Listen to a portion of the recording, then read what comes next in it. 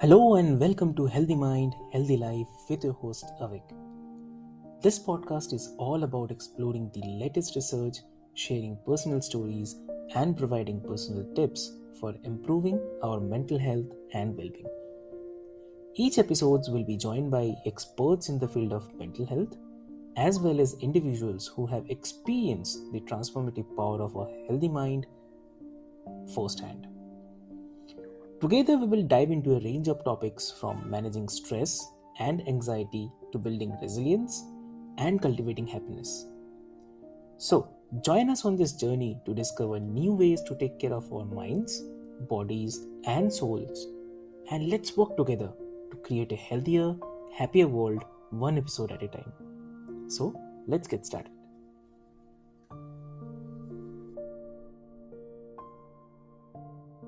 Hello and welcome to Healthy Mind, Healthy Life, the podcast that explores the fascinating world of personal growth, wellness, and overwhelming life's challenges.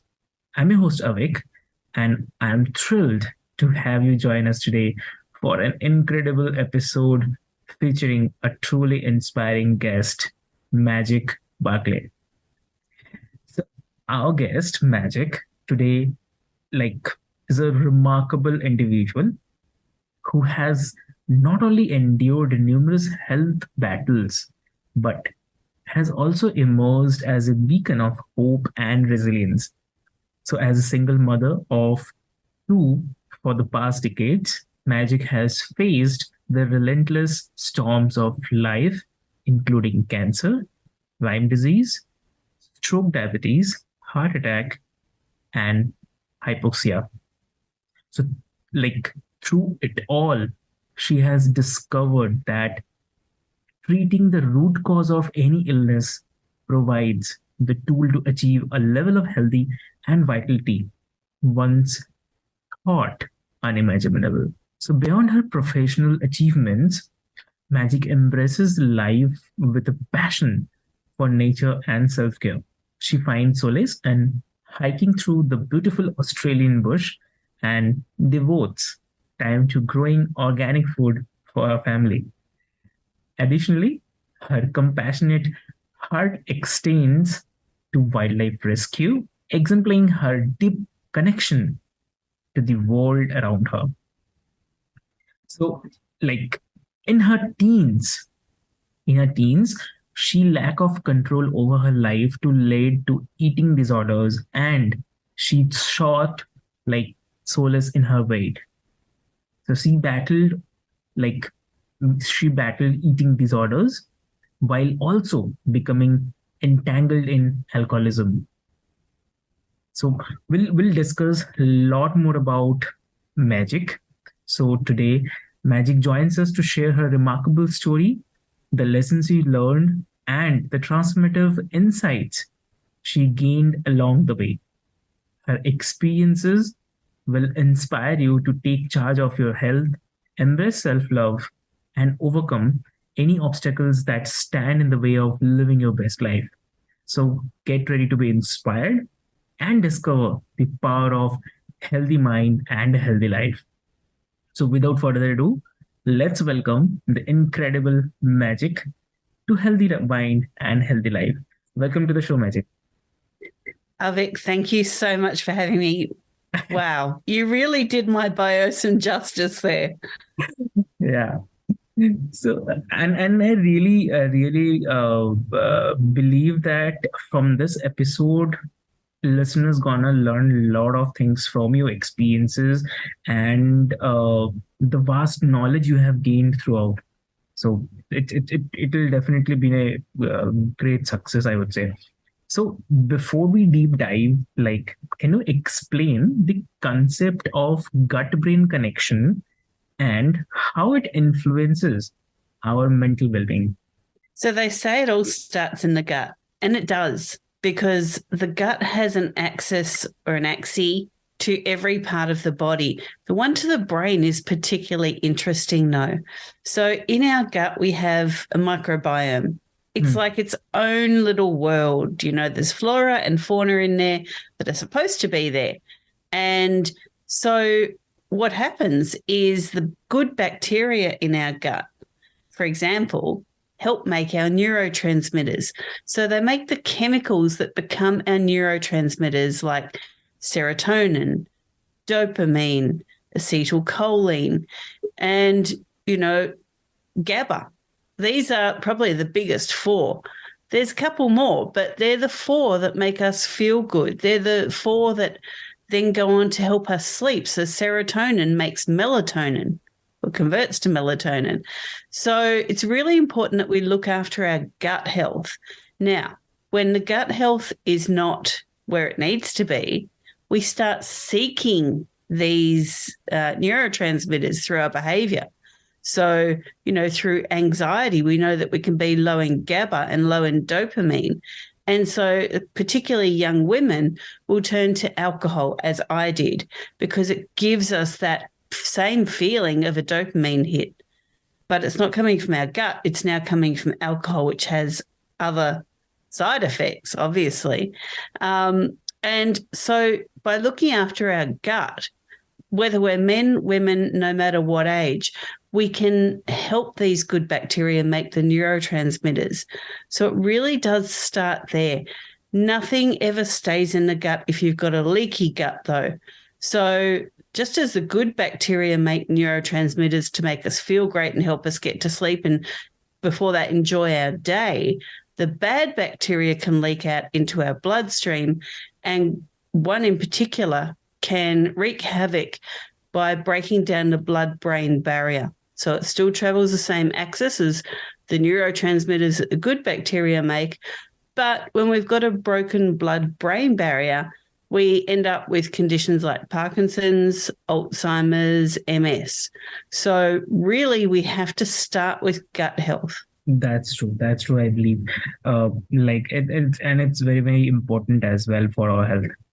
So also, as someone who has faced multiple health challenges, including cancer, Lyme disease, stroke, how did you discover, I'm talking about you, from your experiences, how did you discover the role of the gut in your overall health and happiness? Yeah, look, it was really only through my studies. There were a whole lot of unanswered questions as I was in a fight for my life.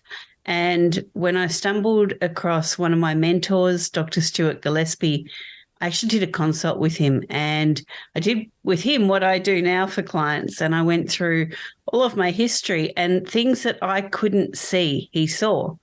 And, there was a long history of why was I using food as a punishment? And then why was I using food as a reward punishment? And I'll explain those two factors in a moment. But it was because my gut integrity wasn't there. So through all my eating disorders, obviously I'd completely destroyed the gut microbiome. And so then these conditions developed because I had uncontrolled infections in my body.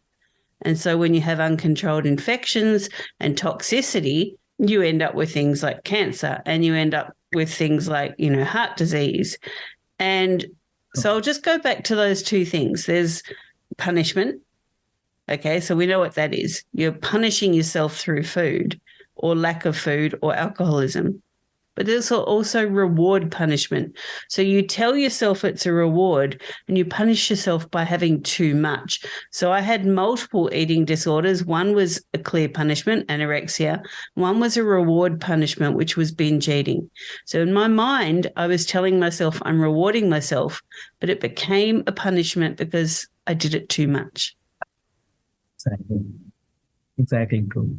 So I really understand how you have gone through, and really I do not want others to face this kind of things. And definitely, listeners, please do follow what Magic has mentioned. It's really gonna help you, and it's from her experiences she's sharing. So it really means a lot, and it's a kind of sort of the thing for you. It's like everything she's sharing today, or she's gonna share today right now, will really be kind of mantra for you. So please do follow that.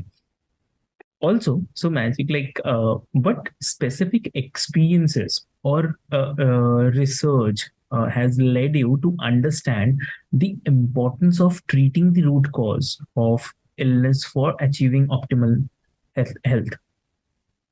Yeah, look, great question. The first thing was the cancer.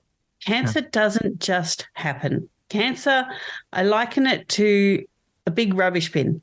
Okay. All the toxicity gets put in this rubbish bin, all the dead cells, all the mutated cells get put in this rubbish bin.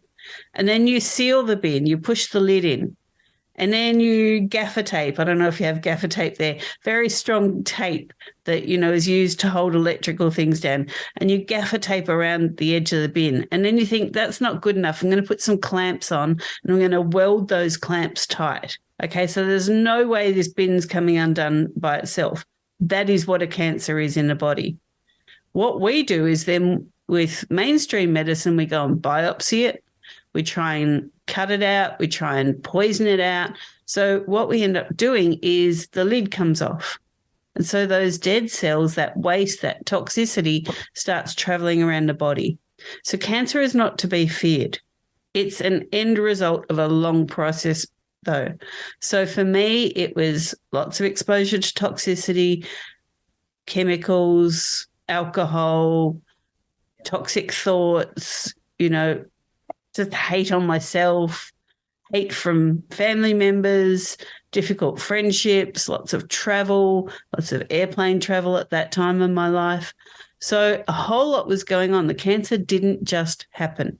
And for me, it was, when they said you've got cancer and you've got 12 months to live unless we do something, it was, why did this happen? And that is the first question anyone asks when they get that diagnosis. But why? Why me? And I wasn't happy with the answers I was being given. So I looked for the answers. And as I said, once I started learning about treating root cause, I went, okay, so the cancer and the heart disease are not the thing I need to treat, because if I just treat those, something else is going to happen. I have to look at why did that happen. So with my clients, it's a 37-page questionnaire that they get before their first consult, which is a complimentary consult. And I ask a lot of things. And those things that I'm asking help me get to root cause. So autoimmune, for example, we're told in mainstream medicine, autoimmune is your body attacking itself. Your body doesn't make mistakes like that. Your body wants you to be safe. So depending on which immune type that you are, and yes, there's 5 types, it depends on what has triggered that. So autoimmune is the end result, but what started it? And that could be something when you're 2 or 3, could be an uncontrolled infection. It could be, we were talking about gut health, could be broken gut barrier, and it could be a lipopolysaccharide, which is one of those nasty bacteria that we were talking about in your bloodstream. It could be a number of things. And if we don't treat that root cause and we just treat the diagnosis or the label, then it will become something else.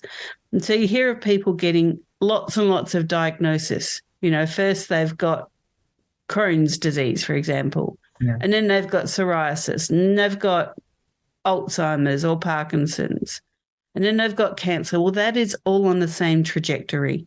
And that is because it's one particular immune type that has been stuck as a result of an uncontrolled infection. So treating root cause is super important. And once I looked at that for myself, that's when things started turning around. Am I 100% where I need to be right now? No, but I'm working on it because I'm treating my root cause. Oh, exactly true. It's so inspiring, really. I understand. I can visualize things like what has, how much you have faced. So, yes. So you have also mentioned about the GABA, right? So from that, one thing is coming to my mind, like these are all neurotransmitters, right? So there are other neurotransmitters like dopamine and serotonin, GABA as well. So on our mood and happiness. So can you elaborate a bit, or maybe explain a bit about their impacts their impacts on mood and happiness. Yeah, definitely. So we need these neurotransmitters. Now, if we look at what a neurotransmitter is, it's a chemical message, okay? Chemical message made by good bacteria in the gut, as we talked about. But what it says to the brain is feel joy, feel safety, feel comfort, feel love. These ideas or messages don't form in the brain. It's really important that we know that what we think doesn't start there. Okay, so if we look at the brain, there's three parts of the brain. It's called the triune brain. We have the base, which is the reptilian brain, scanning everything for safety. So as I'm sitting here in my office, in my chair, it's scanning the light going to explode and shards of glass hit me. It's scanning the bookshelves on the other side of the room. Are the books going to fall off? Are the bookshelves going to fall over? It's scanning the window that I'm facing. You know, is something going to come through the window? These are not thoughts that we have. This is something our reptilian brain is doing in the background. But it also scans for safety with our neurotransmitters. So if we're not making the neurotransmitters, then the reptilian brain senses we are not safe. So the reptilian brain then kicks information up to our limbic brain, which is in the center of our brain. This is where thoughts, feelings, emotions are formed. And so the limbic brain is super important when it comes to neurotransmitters. So the neurotransmitters tell the reptilian brain not safe. We then make that mean something. So a lack of joy, lack of serotonin creates a lack of joy and a lack of enjoyment. So we then say, you know, in our limbic brain, the brain says, now you need to form the idea of everything's awful.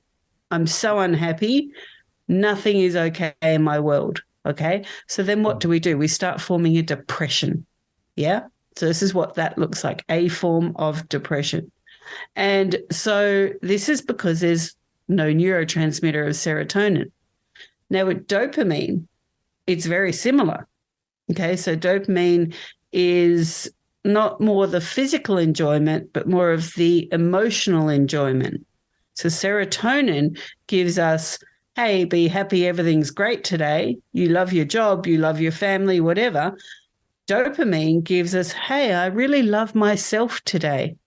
I enjoy being me. I enjoy being in a relationship. So they have kind of different tracks that they take. So with dopamine, you can be at a movie or at a dinner with friends and you're sitting there going, what's everyone laughing about? I just want to go home.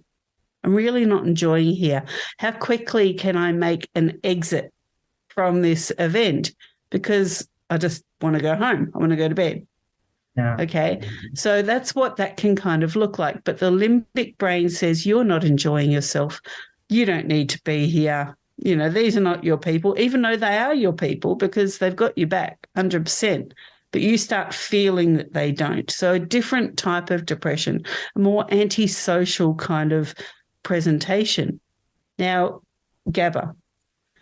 What does GABA look like? This is the anxiety neurotransmitter. So when we don't have it, we get anxiety.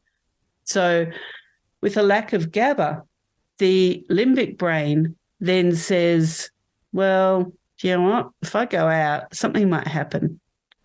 You know, I might have to start shallow breathing. I'll talk to the nervous system and I'll really make your breathing shallow. I'll speed it up. I'll give you a rapid heart rate. You're going to walk out the door and start feeling really anxious. You're going to look at your bank account, start feeling really anxious. You look at your diary and go, oh, I've got to go out to that dinner with those people, or I'm a bit too anxious. So, you know, this is how those three work with the limbic brain. Now, it doesn't stop there.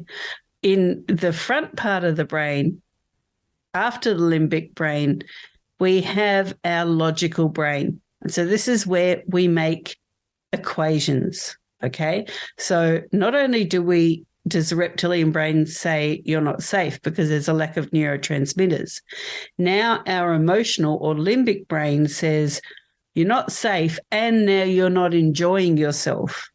And now you have a depression. And so what the logical brain then says is don't leave the house. Don't go to work. Don't look after yourself.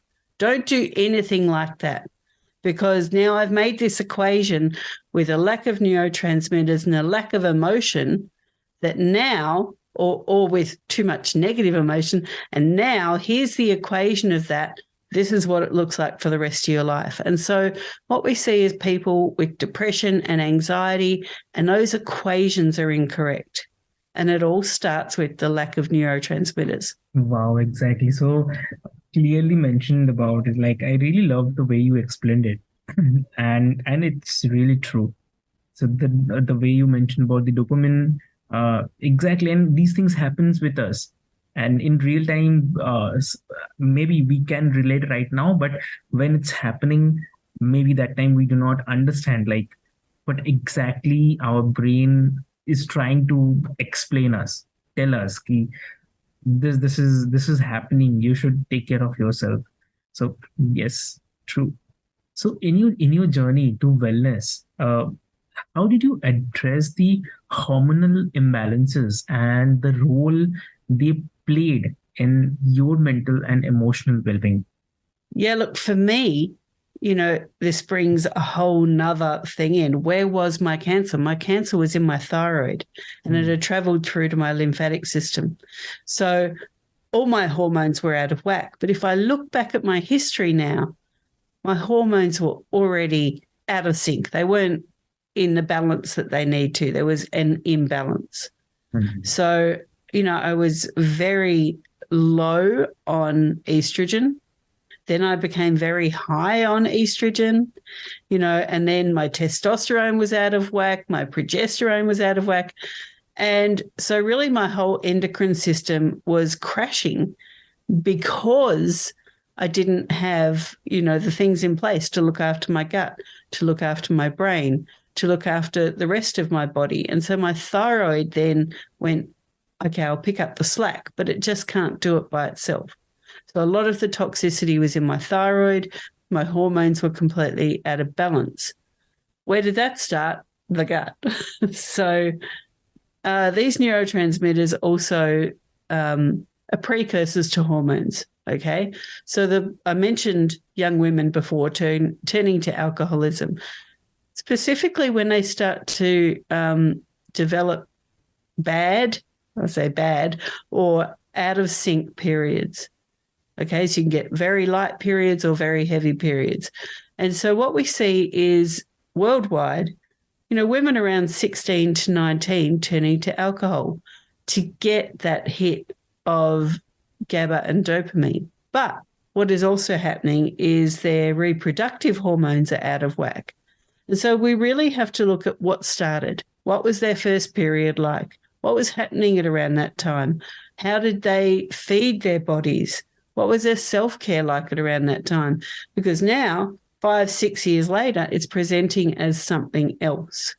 Mm-hmm. So it's really important that, we address overall health, and that in self-care that we're not just sitting there and meditating. I mean, that's absolutely brilliant, but you've got to make sure that you look after the key areas of your body. And, so they are your thyroid and your gut and your brain, and, of course, your liver. And your liver processes every thought, every emotion, every hormone, every chemical, everything. And so if you're looking after these key areas, you're more likely going to have a much happier and healthier life.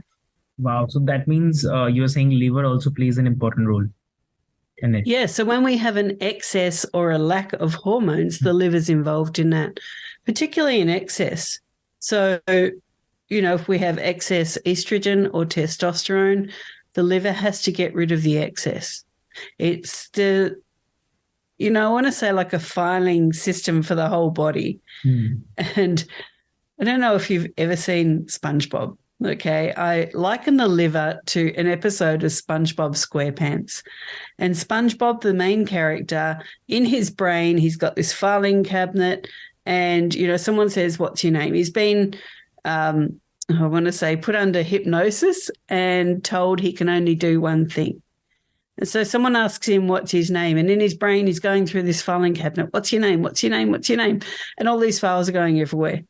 Okay, so your liver is like that all the time, but with every chemical, every food, every thought, every feeling, every emotion, every neurotransmitter, every hormone, everything goes through the liver and has to be categorized as friend or foe. Now, if it's foe, it gets expelled.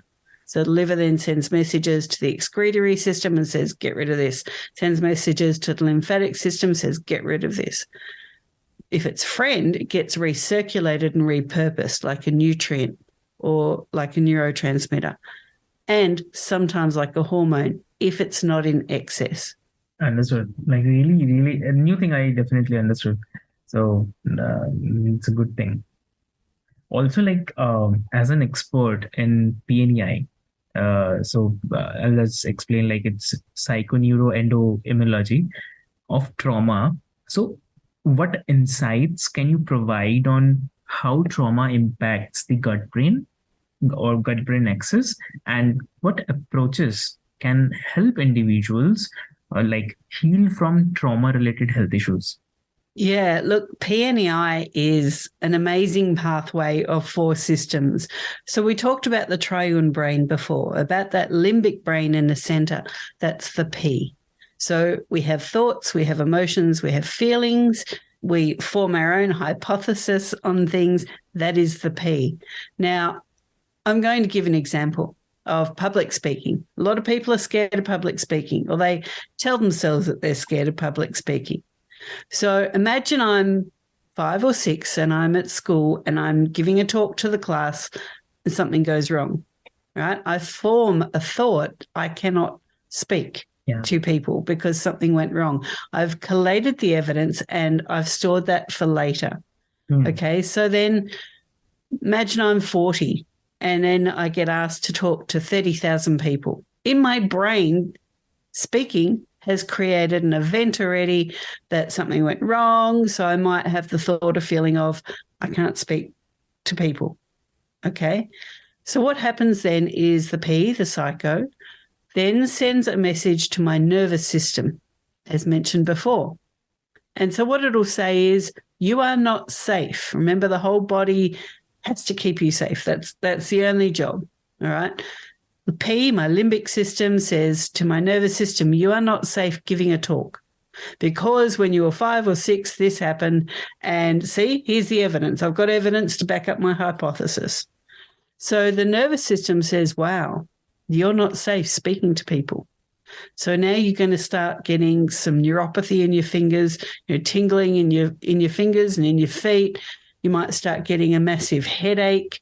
You might start getting some back pain. It's going to try and slow you down to keep you safe. But, excuse me, you really want to give this talk.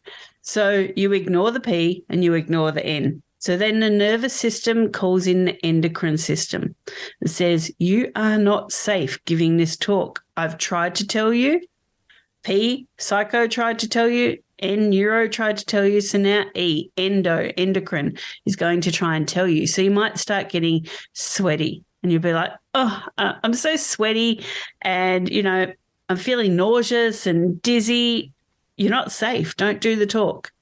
But you push on because you really want to do the talk. It's like the biggest opportunity ever.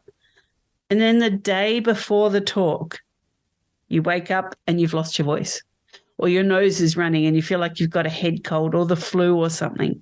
And so this is now the I, the immune system, has kicked in to keep you safe. Okay. So you say to yourself, look, I feel like death warmed up today, but the talk's tomorrow. I'm going to push on. I'm going to, treat this head cold. I'm going to do a sinus rinse or whatever you're going to do. Okay. And the day of the talk comes and you're still feeling a little bit, full up in the head of a head cold, still got a bit of back pain going on, you're still getting hot flashes and nervous sweats, and you're still thinking, I can't do this, I can't do this. So all the systems are working against you giving the talk. But as you walk onto stage and you start saying, I am safe, I want to do this, you walk on stage, you see 30,000 people, and guess what? You blow them away. You do the talk. All of a sudden, your head clears up. There's no pain. There's no hot sweats. And you're saying to yourself, I'm doing this. I now have new evidence. So this is an example of the PNEI. And these 4 systems work together to keep you safe. Now, in relation to trauma, obviously trauma is previous experience, previous evidence. So we lock that away. And what happens is it doesn't stop there. We keep thinking about it. Okay, so we'll take an example of tripping over in the street. Okay, that's a trauma. Obviously, there's more traumas like family traumas, adverse childhood experiences, etc., etc. But tripping over in the street is a trauma. So now every time you walk in the street, that trauma is going to keep coming up and it's going to keep throwing that evidence up. And the PNEI will work so that you feel safe. And that may mean that you now become too scared to walk in the street ever. Okay. But if we address that trauma and we say, well, you know what? I fell over and it's okay because I got up and I walked and I enjoyed my walk after that. So therefore the evidence is not real. The evidence is not substantiated. I can walk in the street. You're addressing the trauma. So there's just a couple of examples. Exactly. And I would say the example which you shared, people gonna relate mostly because the PNI example which you mentioned, very clearly you have mentioned, and it also reminds me of my childhood. So when I was in school in class 2, plus 2, 3, like this. So we had like morning prayers. And during morning prayers, so there are like, so we were divided into 4 groups and all groups has 4 names. So we call it as house. So 4 houses, and each week gets the responsibility to conduct the morning assembly. So in that we from each houses, we need volunteers to speak on few things. We used to do pledge. Take the pledge after prayers. We need to take the pledge, and then there are other activities also. And then we do the national anthem, and we complete it. So so that was the kind of fear for me that. So first time I been said ki tomorrow you have to present the news for like the upcoming news and the headlines. You have to present it at this stage. And for me in my mind it was like that, how will I be there in front of everyone? And for me it was like this, my legs used to get shaky, my hands used to get shaky, my tone used to get shaky that time when I used to speak in front of people. So that way I remember this thing. So this happened. But this thing gone, like when I did like 2-3 times, and then I started doing in front of the mirror, and then slowly it got removed. And then after that, like I never felt like that. I really enjoy, I really connect with people then. So but these things happen. So that means brain stores what exactly that time we are giving the input to our brain. So our actions are getting us to do things which brain is processing, if I'm correct. Correct. And now here you are doing a podcast. Yeah. And so you're creating evidence every day that is positive evidence, that is real evidence. And so now you can say, I can talk to anyone because I got through that when I was in school, and now I do a podcast. Look how I have achieved this, and I am safe. Yeah, exactly. So this happens, like, and it's and thank you for bringing this example. It's I guess most of the people will be able to relate this thing. So thank you so much. Pleasure. So, and are there some therapies or treatments that focus on improving the gut health for mental well-being, and what are the potential benefits they offer? Yeah, look, there are. And you know what? Most of it is in our food. So if we look at what we eat every day, we have to listen to our bodies. For example, bananas. Okay. Every now and then I get a mad craving for a banana. Not the hugest fan of bananas, but when I get that message, eat a banana, I know there's a reason. Okay. And bananas are full of resistant starches. Resistant starches are very, very good for gut health. And of course, when you've got a good gut health, you're going to make the neurotransmitters and it flows on and on. So when I hear my brain say, please eat a banana, I listen to it and I go, food is medicine. Food is not punishment anymore for me. It's medicine. So I'm going to eat a banana. I'm going to listen to why my brain is saying that. Now, if my brain says eat hot chips, I'm going to question that. All right. I do love hot chips, but I'm going to question, am I seeking a instant pleasure? Am I seeking a reward? Is it a reward punishment? Why? Because there's nothing healthy in a fried food. So we really have to listen to what our bodies are asking for. So a lot of it can be dietary, things like nuts, really good fats. They're very good for our brain. We do need sugars. So fruit is a good sugar. It's a sustainable sugar, a healthy sugar. So we do need that because our brain runs on glucose. So, eating an apple versus a lollipop, very different sugars. Okay. We really have to look at eating a balanced diet. And we've heard this for decades and decades now. Eat a balanced diet. What does that mean? It means prebiotics and probiotics, and it means sugars, and it means resistant starches and vitamins and minerals from food. So we really do have to look at how do we fuel our body. Like if you've got a car, you're not going to hope that it just runs on nice thoughts. You're going to want to put petrol in it. Okay. So we need to put our petrol in, which is good food, supporting our gut health, and really having a broad diet with all of the macronutrients. Exactly. Great for sharing all these things.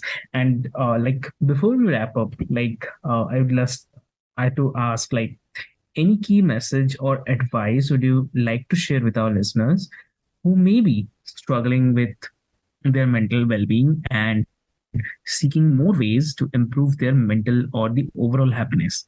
Yeah, look, mental health it's a hard line to walk. It really is for everyone. The world that we've created is not, geared towards our mental health being in a good way. So what I would say first is get out into nature. Take your shoes and socks off, put your feet in the dirt, get some grounding, get those minerals into your skin, and really start appreciating what is around you. I love bushwalking for a reason, because it takes me out of my thinking brain, out of my logical brain, and I start just, enjoying the bush and the animals and inhaling the essential oils from the tree. And that takes me back to my center. So if you can't do that, then what I would say is get out into your garden. Just sit there. You don't even have to do gardening. Just sit there and watch the birds and the animals and, listen to the frogs and listen to your thoughts and just recenter yourself. And this is where meditation comes in. Yeah. It's recentering yourself. It's focusing on your breath. And it's, creating a mantra that lifts you up positively. So when you're struggling with your mental health, definitely try and change your thought patterns. Try and reconnect with nature and reconnect with yourself. They're the first steps before you do anything else. Exactly true. Exactly. And thanks for sharing this advice, Magic. So, and that brings us to the end of this eye-opening episode on the gut-brain connection and its profound impact on our mental well-being. I hope, listeners, you have found this conversation with Magic truly magically and truly enlightening and inspiring. So, Magic, your personal journey of facing and overcoming numerous health challenges is incredibly inspiring, I would say. So, your understanding of the role the gut plays in overall health and happiness is truly remarkable. And I appreciate your openness in sharing how you discovered the importance of treating the root cause of illness for achieving optimal health. And thank you. Absolutely. So, and let's not forget, listeners, that the impact of hormonal imbalances on our mental and emotional well-being it's really there. So it was fascinating to hear how Magic addressed those imbalances and the role she played in her journey to wellness. So like like we also explored how adverse childhood experiences and trauma can affect the gut brain connection. So Magic, your insights on healing from those experiences were also incredibly valuable and offering hope to those who may be on their way of healing their own journey. So, thank you, Magic, for sharing your wisdom and personal journey with us today. It has been an absolute pleasure having you on the show. And thank you to all our listeners for tuning in to this thought provoking episode of Healthy Mind and Healthy Life. And always remember that your well being is an inside job, and by nourishing your gut and prioritizing your mental health, you can unlock a world of happiness and fulfillment. So, stay tuned for future episodes where we will continue to explore various aspects of personal growth, well being, and the limitless potential within each of us. So, don't forget to subscribe, leave a review, and share this podcast with others who may benefit from this insightful conversations. Thank you so much.